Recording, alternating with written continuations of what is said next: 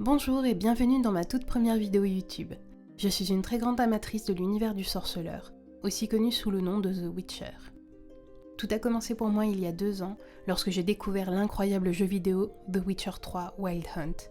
C'était mon premier RPG, et cela a été un véritable coup de foudre. Il était donc tout naturel pour moi de me tourner vers les livres qui sont à l'origine de ces jeux vidéo, et je n'ai absolument pas été déçue. J'ai lu la saga entière 6 ou 7 fois, tant j'ai aimé les histoires écrites par Andrzej Sapkowski. Les 2 premiers livres sont des recueils de nouvelles indépendantes les unes des autres, mais reliés par un fil conducteur qui permet au lecteur de ne pas être perdu. La majorité des personnes qui les ont lus s'accordent pour dire que ce sont des romans de grande qualité, idéal pour une première immersion dans l'univers du sorceleur. Ces histoires sont basées sur des contes très populaires ainsi que d'autres mythes et légendes. Les 5 autres romans forment l'histoire principale, qui débute à la fin du 2e recueil de nouvelles. Cette saga est une formidable épopée, au cœur d'un monde violent et impitoyable, déchiré par les guerres, et où cohabitent humains, elfes, nains, monstres et autres espèces. Le 8e roman est une histoire à part, dont les événements s'insèrent avant et après certaines histoires du premier recueil de nouvelles. Nous suivons les aventures de Geralt de Rive, qui est un sorceleur. Les sorceleurs sont des chasseurs de monstres qui parcourent le continent à la recherche de contrats et autres missions à exécuter contre de l'argent. Lors de l'épreuve des herbes, on administre aux futurs sorceleurs des élixirs extrêmement agressifs pour leur organisme et leur système nerveux. Cela les plonge dans une souffrance extrême dont seuls 4 sur 10 survivent. Puis on leur administre des hormones et des plantes, on les contamine avec des virus, plusieurs fois, jusqu'à ce que les expérimentations réussissent. Viennent ensuite d'autres expériences qui sont bien plus terribles encore.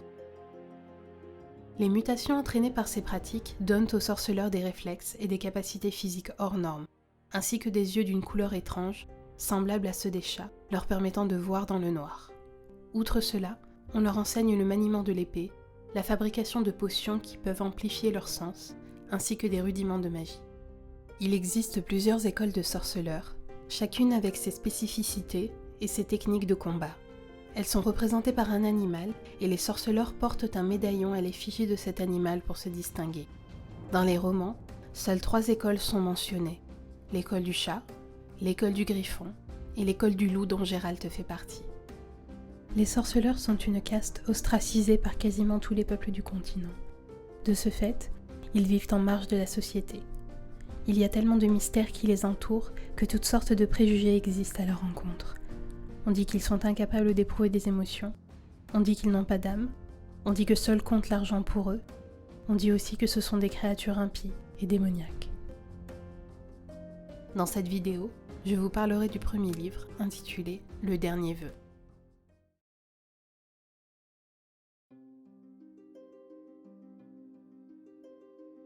La première histoire se déroule à Vizima, la capitale du royaume de Témérie.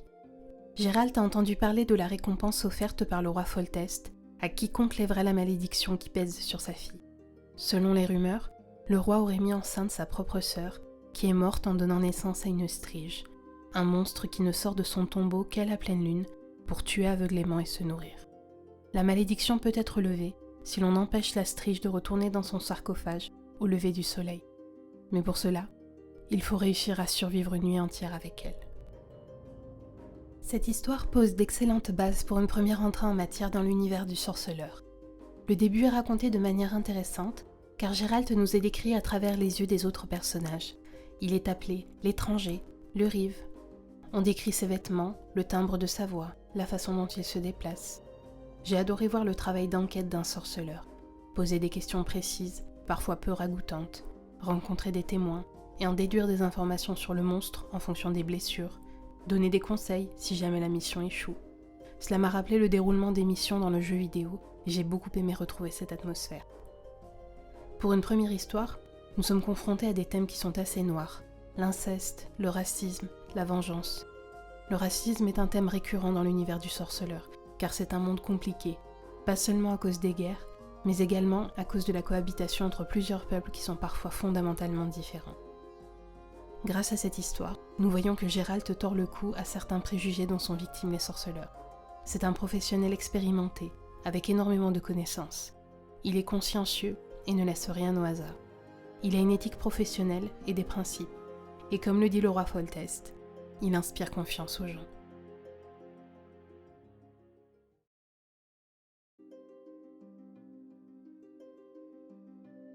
Alors qu'il parcourt une contrée déserte et inhospitalière, Gérald découvre le cadavre d'un marchand et de sa fille, à la lisière d'une forêt. Il examine leurs blessures, mais ne sachant quel monstre a causé leur mort, il décide de mener l'enquête. Il tombe sur un château perdu au milieu des bois, habité par Nivellen, un homme changé en monstre par une malédiction et qui prétend ne pas vouloir être désenvoûté. Cette histoire est une de celles que je préfère. Le personnage de Nivellen est assez rafraîchissant, car c'est un homme qui a été changé en monstre en punition pour ses méfaits, mais qui refuse d'être désenvoûté. C'est assez cocasse que ce soit Gérald qui insiste pour lui apporter son aide, alors que c'est généralement le contraire. Cela donne des dialogues entre les deux personnages qui sont très intéressants et parfois très drôles. L'atmosphère de cette histoire est également particulière. Elle est sombre, comme la précédente, mais elle est aussi plus inquiétante, car la région où se trouve Gérald est le théâtre d'événements macabres, mais surtout, il ne sait pas à quel monstre il a affaire et à quoi s'attendre. Cette histoire est une transposition originale du conte de La Belle et la Bête, et j'ai beaucoup aimé la façon dont l'auteur l'a détournée en y incluant des passages humoristiques. Si je devais résumer cette histoire en une phrase, je dirais « Les choses ne sont jamais ce qu'elles semblent être ». Si vous avez lu cette nouvelle, n'hésitez pas à me dire si vous êtes d'accord.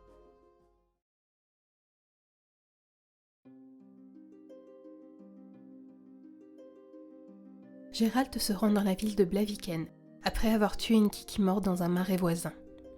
Le maire n'offre pas de récompense pour ce monstre, mais lui suggère de rencontrer le magicien de la ville. Il s'avère que ce magicien est une connaissance de Gérald, qui se cache pour échapper à la vengeance d'une princesse à qui il a causé beaucoup de tort.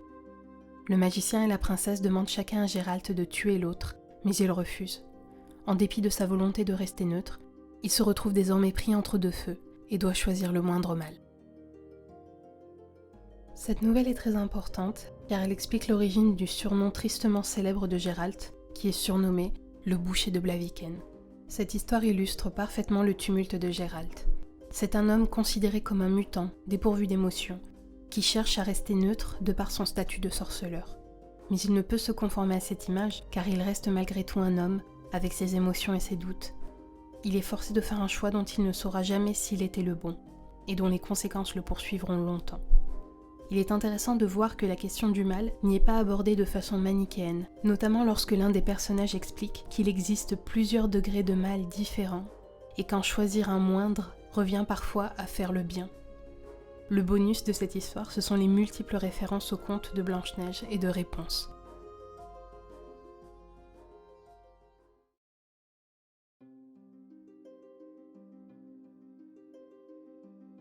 Gérald est invité à Cintra par la reine Calante pour assister aux fiançailles de sa fille, la princesse Pavetta, avec un natif des îles Skellige.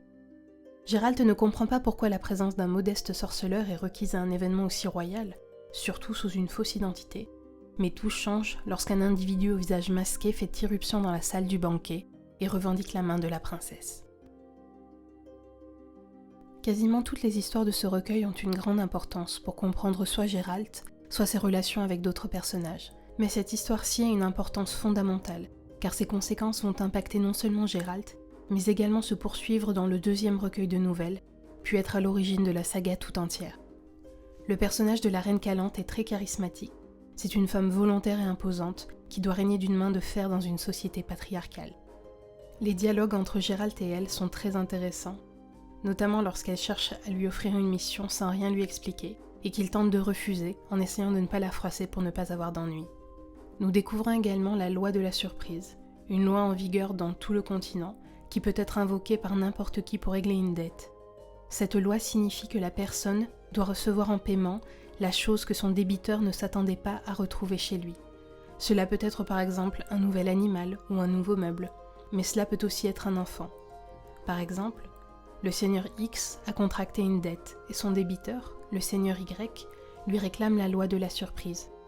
Lorsque le seigneur X revient chez lui, après plusieurs mois d'absence, il a la surprise de découvrir que sa femme a accouché d'un garçon.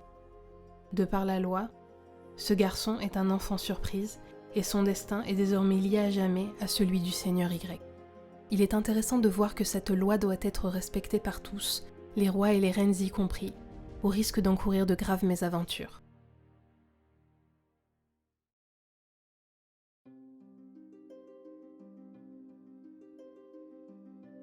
Gérald et son ami, le barde Jasquier, se trouvent dans le village de Posada-le-Bas, au fin fond des limites du monde. Les paysans de ce village sont bénis par une terre fertile, qui leur donne des récoltes abondantes, mais elles sont sans cesse volées par un diable. Gérald est perplexe, car il n'a jamais entendu parler de diable, mais sa curiosité l'emporte et il accepte d'aider les paysans. Cette histoire est très rafraîchissante, car le ton y est complètement différent des autres. C'est léger et drôle, certainement grâce à la présence de Jasquier, qui est un personnage très charismatique. On a du mal à imaginer que deux hommes aussi diamétralement opposés puissent être amis. Jasquier est un fanfaron, très bavard et extraverti, tandis que Gérald est tout le contraire. Malgré tout, ces deux hommes sont liés par une longue et solide amitié, et nous retrouvons Jasquier dans d'autres histoires. Un des passages les plus drôles de cette histoire, c'est lorsque l'aïeule du village, qui est considérée comme sage, sort un vieux livre de contes qu'elle ne sait pas lire et récite à Gérald comment se débarrasser de chaque type de monstre. Gérald ne fait pas de commentaires, mais on imagine parfaitement ce qu'il pense. Il y a tout de même des passages sérieux et graves, notamment lorsque l'on découvre les conséquences des guerres entre elfes et humains et comment les elfes rescapés sont forcés de survivre. Le dialogue entre Gérald, le sorceleur, et Filavandrel, l'ancien souverain elfe, est très profond et un des meilleurs moments de l'histoire.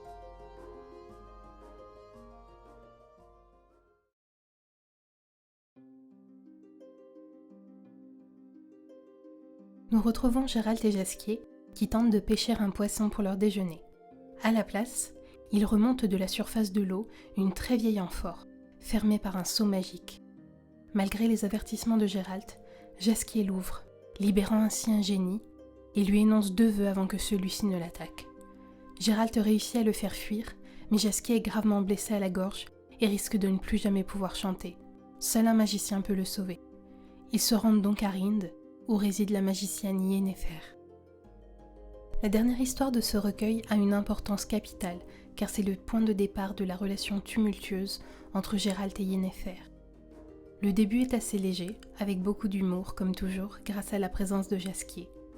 Yennefer est présentée comme une puissante magicienne, pas foncièrement mauvaise, mais très individualiste et déterminée, et qui ne recule devant rien pour arriver à ses objectifs. Elle a une forte signature visuelle. Des cheveux noirs bouclés, des yeux violets, un parfum entêtant de groseille à maquereau et de lilas, et des vêtements uniquement noirs et blancs. Elle fascine Gérald dès le début de leur rencontre, mais ses yeux perçants de sorceleur repèrent malgré lui tous les défauts physiques de la magicienne, comme si son subconscient cherchait à empêcher cette attraction. Je ne veux pas trop entrer dans les détails pour ne pas vous spoiler cette histoire, mais je dirais qu'elle clôt en beauté ce recueil de nouvelles.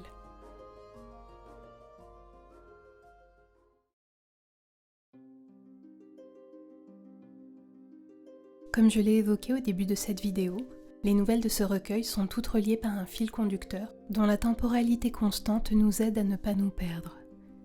Ce fil conducteur, c'est le temple de Melitele, situé non loin de la ville d'Elander et de la capitale de la Témérie, Vizima. Gérald y a été emmené pour être soigné, après que la strige lui ait lacéré le cou. La grande prêtresse de ce temple se nomme Nenneke. Elle connaît Gérald depuis de longues années et agit avec lui comme une mère de substitution. À la fin de chaque nouvelle, nous retournons donc au temple, suivre la guérison de Gérald et ses interactions avec les autres personnages. Si vous êtes arrivé jusqu'ici, je vous remercie beaucoup d'avoir regardé cette vidéo. J'espère qu'elle a été instructive ou bien qu'elle vous a donné l'envie de lire les livres. Dans ma prochaine vidéo, je parlerai du second livre intitulé L'épée de la Providence. À bientôt!